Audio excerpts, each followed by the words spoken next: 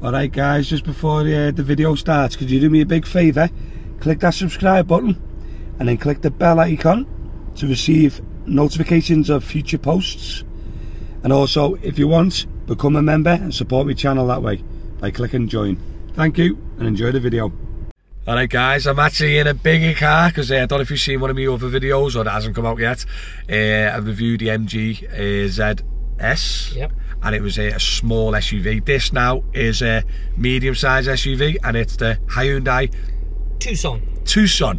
I can never pronounce the names, mate. It is a 1.6 turbo petrol hybrid. So it's not plug-in, it's not like an EV or nothing like that. It's just a straight-up hybrid, but it is huge and it is cheap for what you get. So hope you enjoyed the review. Obviously I'm with today with Shaun, a car and cab care. So yeah, enjoy the review and I'll see you soon. Right guys, this is the Hyundai Tucson or Tucson hybrid, depending on how you want to call it. But it is a very big, I'd say classed it as a medium SUV size, maybe like a BMW X3, but it is very big, and for the taxis it is perfect, especially if you're a big guy like myself. And there's no messing around with plugging it in or being full EV. It is literally a self-charging hybrid. Right, the boot on this is huge. We didn't bring the suitcases because it would have swallowed them all up and then some. The boot is absolutely huge. Easily do the job. And it's also got an optional space saver. And there's the engine. It's a 1.6 litre turbo petrol hybrid. Yeah, self-charging hybrid. What's the brake horsepower? 255. Yeah, you can feel that in the drive. I've just drove it. It's very nice. And there's your hybrid system. Oh, so it's all dead open and easy accessible? Yeah, it's all serviceable. There's your cooling your batteries down there as well. Very nice. And I've got to add, by the way, this car is like, in person, it is a very nice looking car. Like the detail on the doors. So the detail on the door and the wheels, it is a very, very pretty car. It's got LED lights in the front grille. Down the sides. It's quite an aggressive front, isn't it? What? It's aggressive, isn't it? Yeah, it's very nice. Yeah. I do like it myself. Right, as you know, 6'5". I've got the seat in my driving position, which is quite lounge back and comfy because obviously we're driving around all day. And the headroom is spot on. Yeah. You know what I mean? There's plenty of it. I'll stretch up. There you go, spot on. And obviously if you're 5'8". Hey! Hey! You got plenty. Yeah. Right guys, this is obviously my seat, lounge back, nice and comfy. Like look at the room, and I've still. Now that's a 6'5" driver with the 6'5" passenger. You're not going to have a problem with space. And just to show that, there's the passenger, and Shaun, 5'8", was sitting in it. There's me. There you go. You're literally ridiculous. What else we got back here? Got a couple of charging ports. Charging points again, lecky windows. Lovely, lecky windows. You got a little cup holder, little bottle opener, bottle holder thing. Lovely, lovely. Same lights coming off the doors. So it's a very nice front sitting area.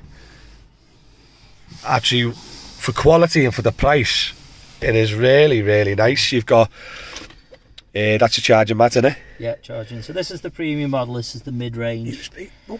Charging pad, heated seat, heated steering wheel, cruise adapt. You've got your hill. You got your reverse camera. Very good quality that as well, isn't it? Your navigation's a full screen again. Sound system, and it's all touch here on this one. So that's very like the EV6s. Yeah. They're built. They're easy to use, and I love the gear selector. Yeah, so it is reverse, neutral, drive, park. Quite self-explanatory. Drive mode is sport, eco. It goes changes colours, doesn't it? Changes. So it is. So to sit in it, I'd say it's a very nice seating position, isn't it? Very comfy.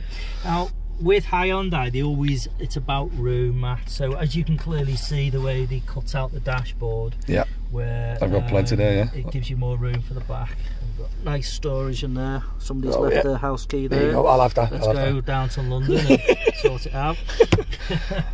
But yeah, you are right, because with the Hyundais, literally every one of Hyundai they try and focus on space, don't they? And practicability. But I'm not being funny, this car is beautiful. So like you said, most Hyundais concentrate on space and practicability. And the Kia side of the company is on looks. For this car, I'd probably say this is winning on looks. I really do like this car. Yeah, it's going to be interesting when we see the Sportage and sit in it. But, because the Sportage looks very nice as well, doesn't it? They've gone the EV6 route and the dashboard. But you know, I drove the top of the range with the pan roof a good 14 months ago. And it was stunning. You know, and it's all leather, whereas in the SE Connect and the Premium you get the cloth interior. So what you see is exactly the same, it's just that you get the bigger wheels, the heated seats, the folding in mirrors, the keyless entry, the radar, you get the sensors on the front in the Premium, so it stops you having a collision. You know, and you get the big arse wheels. So of course the Premium is the mid-range car. So what is important is how to get MPG out of these vehicles. It's always drive in eco and let the car slow down like you do in EVs. 100% electric. There's no difference. If you brake sharp, you waste electric. You want to pull away in EV. So even like this EV here, once it's actually powered up, you can see it's got your battery range there. So this is obviously a hybrid, isn't it? So a hybrid. It will still drive completely 100% on electric though. Once it gets up to a certain, if you're maintaining speed, then the engine just goes off. And then you drive an electric. And then when that drops, the engine will kick in. And then start recharging it a little bit again. So same as Ioniq or our Kia Niro cars, they all literally build up to speed. As soon as you're at speed, they switch off, they stay in EV, they use the battery that you've used to slow down with, and you stay in EV longer, which boosts MPG up. So MPG on this is 49 is the WLTP rate in the summer. At this moment, this one's been doing 47.3 with the heaters, etc. And it's obviously in the winter as well. You know what I mean? So you probably get over 50s there in when obviously, and it depends on the driver, doesn't it? If someone's drove that and they're a bit heavy-footed, obviously you're gonna get less, aren't you? The last driver who used this car, and I said, "How did you drive it? How did you prefer it from you had the Niro?" And he goes, "Well, it's 10 miles less per gallon, like for like." On the Niro? On the Niro. But obviously Niro's, I'd say, smaller than this. Exactly, so I think 10 miles per gallon. So, you know, we've got Niro drivers doing 73 and we've got Niro drivers doing 63. It depends how you drive it. Definitely, And I'm going to show you how to drive it and how not to drive it. Perfect. Okay. So what we'll do is we'll stop that there for now and then we'll come back to him when you start driving. But yes, so far I'm very, very pleased with the car. It is huge. It is comfy, spacious, and also for the size of the car, it has got fantastic mile per gallon. We're now driving this vehicle, the engine is actually switched off. So this is your MPG of how you're driving it. So if I accelerate now, the engine's going to come back on, and then the MPG is going to change. But at the moment, she's just dead happy. The engine's come back on now. So your power and your eco mode, and then your charge. So as you see now, I'm literally letting the car slow down, and it's charging the batteries. And I can brake a little bit more because instead of regenerative braking, it's on the foot pedal. Okay. But the longer we stay in that charge, the more MPG we're going to get to actually knock the engine off and then drive with the engine. It's off, isn't it? It's off. So what you're trying to say, if you stay in the charge area longer, then obviously the batteries, the electric part of the engine will obviously then have more charge, and then you'll have more EV only and no engine, so then you're not using much fuel at all. So if we were going to do long journeys in this, we would do the same as the EVs. We put it to 65, put the cruise adapt on it, and take advantage of all your hills. They're no different. You know, we want to literally have the engine off, but the good thing is with these, if we're in drive mode, staying at the same speed, the engine will even come on and just run the power past the wheels, and then you're just driving on the motor. So with all these hybrids, all the Hyundais and Kias, you've got a 20 miles per hour electric EV range. So while you're driving it is, you've got a 6-speed which turns into a 7-speed auto. That's on every single Hyundai and Kia. So they're all 7-speed with a 6-speed gearbox. So once you actually take it out of like eco mode, it goes down a gear, because you're taking the hybrid gear away and then you're just driving on the full petrol.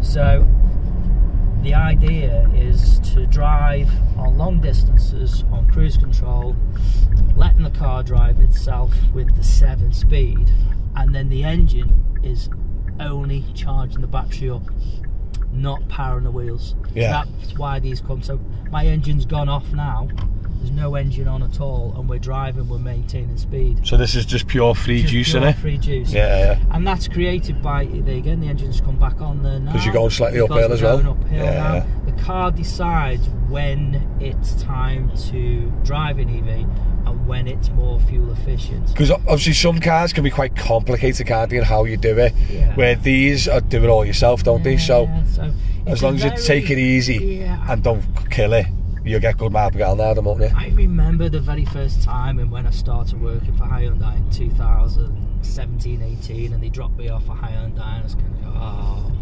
joking me, oh right, yeah, it was part of Johnson's group. He says, right, we want you to sell Hyundai, Shaun, and I was like, really? I'm a Skoda man, I'm, you know, a Ford man, you know, and they dropped the Ioniq hybrid off, and I literally got off after driving it just 10 minutes. I went, oh my God, what a car, I'll have 100 please. And I ordered 100 cars straight away, just driving it, because I've never experienced, I mean, working for Cab Direct, selling all their cars and Acnes for years, and seeing the way the old traditional, you know, 18 miles on full electric and then full petrol, whereas in we can drive in full electric up to 70 mile an hour, in all fairness, as long as we get there slowly. Let the car just drive, you know. Again, the engine's just completely switching itself off, and the MPG will be going into the high, I'd say, hand on heart, if I was driving this car all the time at my electric car, I could get about 65 miles per gallon around town with this. Around town? Yeah, definitely. So you say mixed a lot's driving, you're talking mid-50s, aren't you? Yeah. So, you know, especially the more we slow down, the more we charge up. As soon as we knock that engine out, then we're driving on EV. So they also do a plug-in, which gives us an extra 30 miles of driving in this vehicle. So it goes from a 255. So this is 255 brake horsepower. By the way, guys, it is quick. And then we go to the all-wheel drive in the plug-in. So that gives us the full electric range of 30 miles. But in plug-ins, that just boosts MPG up. Yeah, it's still a self-charging hybrid like this, isn't it? Yeah, but because people are scared that the plug-ins, once you plug them in, that 30 miles is gone. You're just running on a petrol engine. It's not the truth, is it? It's not the case, no. But you know, the plug-ins is the best of both worlds, because say you were only doing 100 miles a day, and you were doing averaging 60 miles on your self-charging hybrid. Let's say worst case, or mid-range, we could get 100 miles, so we'd only use 1 gallon of fuel. And also with the plug-ins, we can go into congestion areas where no engines on. So like I could drive in a plug-in, completely have the engine off, just put it into EV, and then drive for 30 miles, and then go back out and not pay a gas charge. So that's what plug-ins are good for, because they're only, just like yours, the one that you've ordered, you get the range that you charge up and you use it how you want it. Myself personally, I would just drive in hybrid mode, stay in EV longer, and boost your MPG up. That's it. All day, and just stay in EV longer. Coolio. So gotta say, guys, it is a lovely car. Yeah, so guys, obviously I'm in the car now. It says lovely, but I can't believe the size of the car. It's a self-driving hybrid that does half decent mile per gallon for the size of the vehicle, and it's the price. The price gets me. So go on, Sean. £7,000 discounts. So we start from 27.5 to 28 to 32,000 top range, depending on the spec you get. Spec, yeah. With the panoramic roof, same as Sportage. Right. So just to clarify, right, if I wanted the bottom spec of this one from you, it'd be 26 or 27. 27.5. 27.5 grand, right? But if I wanted to go to Hyundai myself, it'll be 34. Yeah. More or less. Yeah. So, and then if you're adding then the plug-in, you know, to go to a plug-in, you're adding an extra £2,500 probably for the privilege of being a plug-in driver. Yeah, but you probably obviously save that in the long run. Yeah, you'll do it fuel without shutting out.